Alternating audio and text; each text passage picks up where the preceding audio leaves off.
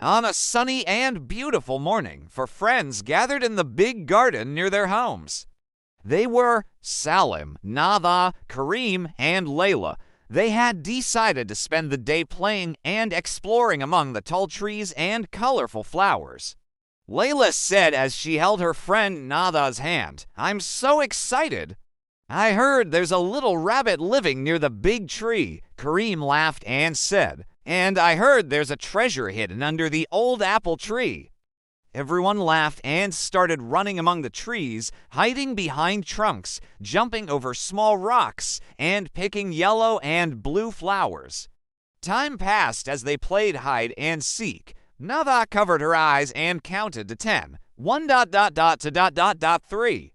"I'm coming to find you." Salim hid behind a huge tree with twisted roots. Laila hid among the rose bushes, and Karim climbed a short tree, hiding between its branches.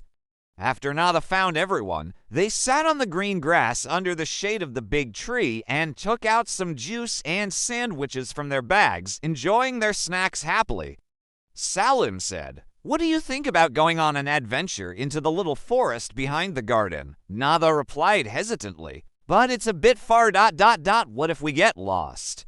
Karim reassured her, saying, "Don't worry. We'll stay together and won't go too far." Each of them picked up a small stick from the ground as an explorer's staff, and they began walking carefully into the little forest, singing and looking around with wonder. They saw a squirrel jumping from branch to branch and birds singing high in the trees. Suddenly, they heard a rustling sound in the grass and all stopped. Laila said, "What's that sound?"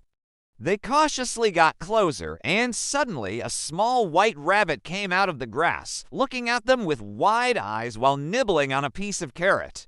The children were so happy and quietly watched the rabbit until it hopped away into the trees.